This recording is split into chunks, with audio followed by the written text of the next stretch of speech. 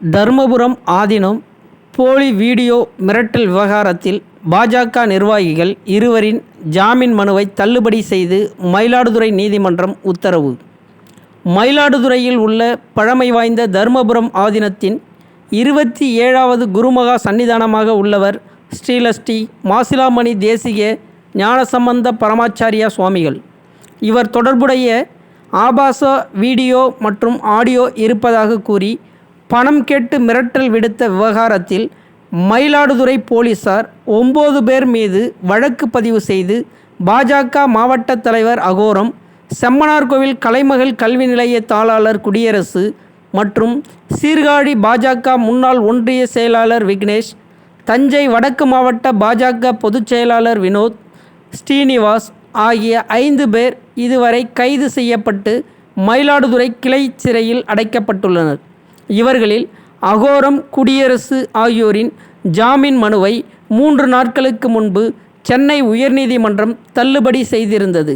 இந்த நிலையில் மயிலாடுதுறை நீதிமன்றத்தில் ஜாமீன் கேட்டு விண்ணப்பித்திருந்த சீர்காழி பாஜக முன்னாள் ஒன்றிய செயலாளர் விக்னேஷ், தஞ்சை வடக்கு மாவட்ட பாஜக பொதுச் செயலாளர் வினோத் ஆகிய இருவரின் ஜாமீன் மனுவை மயிலாடுதுறை நீதிமன்றம் நிராகரித்துள்ளது.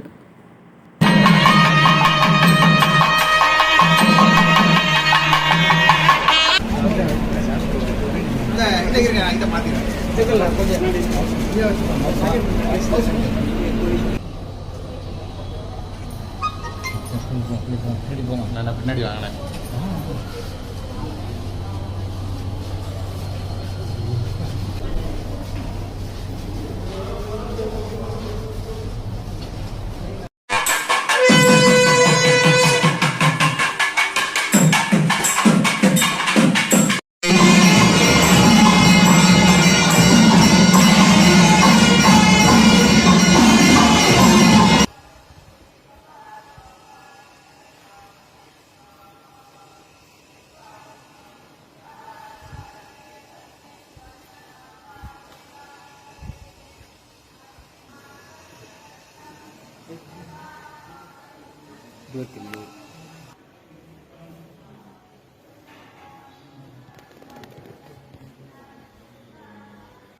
மேல்மருவத்தூர் தலம் அவருடைய ஆட்சி காலத்தில் உலக அளவில் மிக பெரிய சாதனை செய்திருக்கிறது.